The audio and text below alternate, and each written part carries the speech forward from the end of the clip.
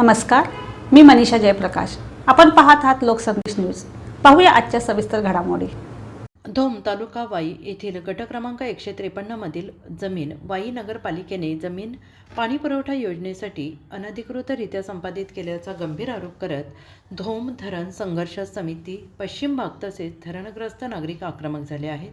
या अन्यायाविरोधात 12 डिसेंबर 2025 रोजी नगरपालिका कामाच्या ठिकाणी ठिय्या आंदोलन छेडण्याचा इशारा समितीने दिला आहे. संघर्ष समितीने उपविभागीय अधिकारी वाई यांना दिलेल्या निवेदनात म्हटलं आहे की वाई नगरपालिकेने गट क्रमांक 153 मध्ये टाकी आणि पाईपलाईनचे काम कोणतीही माहिती किंवा परवानगी न घेता सुरू केले आहे.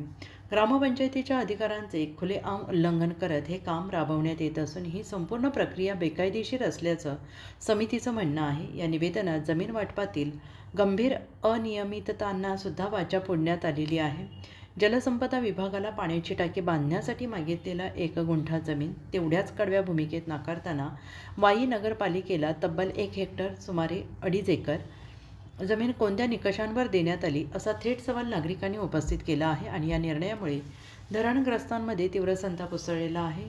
धोम धरणाच्या पश्चिम भागातील 25% धरणग्रस्तांचे पुनर्वसन अद्यापही प्रलंबित असून 50 वर्षांपासून 400 ते 500 कुटुंबे या जमिनीवर वास्तव्यास आहेत. त्यांच्या तक्रारीनंतरही जलसंपदा विभाग आणि प्रशासनाकडून कोणतीही ठोस कारवाई झालेली नाही. विभागाने हक्क सांगितलेल्या जमिनीवर आजही मूळ शेतकरी शेती आणि वहिवाट करत असल्याचे समितीने स्पष्ट केले आहे.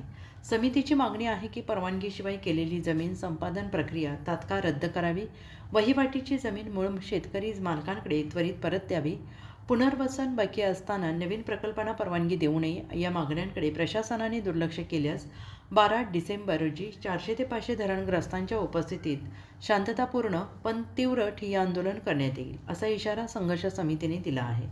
सातारा वाई प्रतिनिधी प्रवीण नवघरे यांचा रिपोर्ट.